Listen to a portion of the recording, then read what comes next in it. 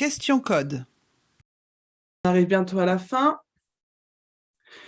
J'actionne les feux de détresse. Oui, réponse A. Non, réponse B.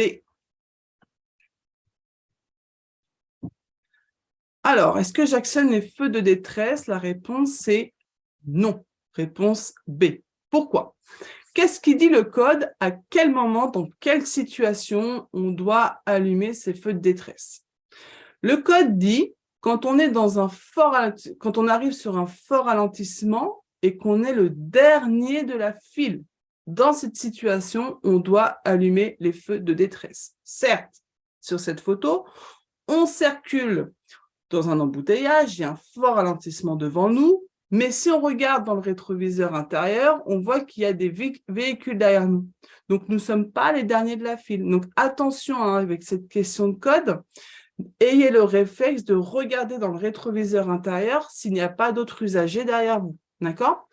Autre cas de figure, on doit allumer ces feux de détresse quand je suis en panne, quand j'ai un accident ou même quand un de mes passagers fait un malaise.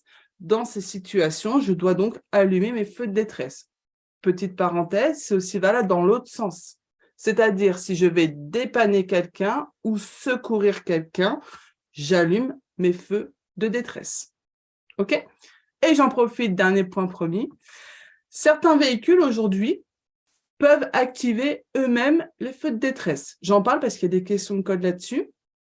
Donc, la question, c'est, lors d'un freinage d'urgence, est-ce que le véhicule peut lui-même activer les feux de détresse? La réponse est oui. D'accord? Quand vous faites un freinage d'urgence, le véhicule détecte que vous êtes en train de faire un freinage d'urgence. Il va donc lui-même allumer les feux de détresse.